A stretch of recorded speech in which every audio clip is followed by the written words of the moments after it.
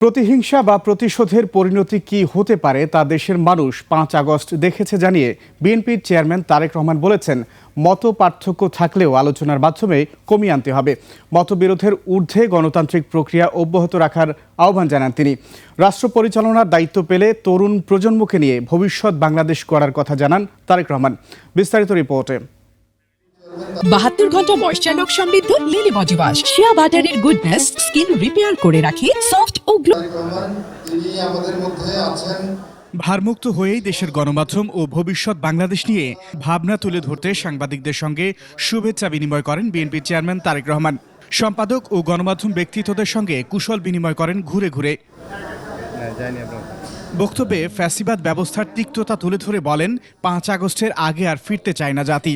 ২০২৪ সালের ৫ই আগস্টের একটি ঘটনা, কাজে আমার মনে হয় এটি শুধু বোধহয় আমার একার জন্য নয়, যারা আমার দলের নেতা কর্মী সদস্য এবং সামগ্রিকভাবে পুরো দেশের মানুষের সামনে বোধহয় এই দুটি উদাহরণ বোধহয় সবচাইতে বাদ বিবেচনা করার জন্য সবচাইতে ভালো উদাহরণ, যে আসলে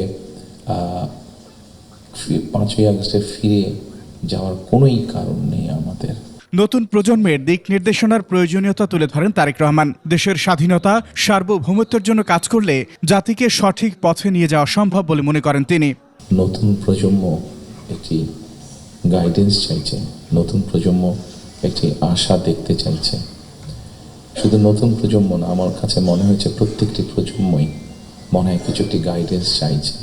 আমরা যদি দেশের স্বাধীনতা, দেশের সার্বভৌমত্বের জন্য কাজ করি, তাহলে নিশ্চয়ই আমার কাছে মনে হয় একজন রাজনৈতিক কর্মী হিসাবে আমি দৃঢ়ভাবে বিশ্বাস করি আমরা জাতিকে একটি সঠিক ডাইরেকশনে নিয়ে যেতে সক্ষম হব।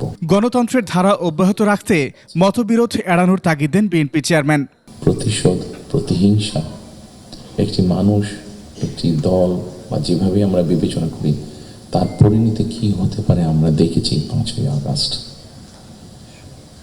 এবং আমি সেজন্যই সকলকে অনুরোধ করব, দল মত নির্বিশেষে আমাদের মধ্যে মত পার্থক্য থাকবে, কিন্তু আমরা যদি চেষ্টা করি তাহলে সেই মত পার্থক্যের মধ্যে রেখে আলোচনার মাধ্যমে সেটি অনেক সমস্যার সমাধান হয়তো আমরা বের করে আনতে সক্ষম হব। গণমাধ্যমের কাছে পরামর্শের পাশাপাশি গঠনমূলক সমালোচনাও আশা করেন তারেক রহমান। আমরা মনে করি নিরাপত্তা শুধু নারীর না, নারী পুরুষ উভয়ের ক্ষেত্রে হওয়া উচিত। আকবর হোসেন সুমন, ২১শে টেলিভিশন, ঢাকা।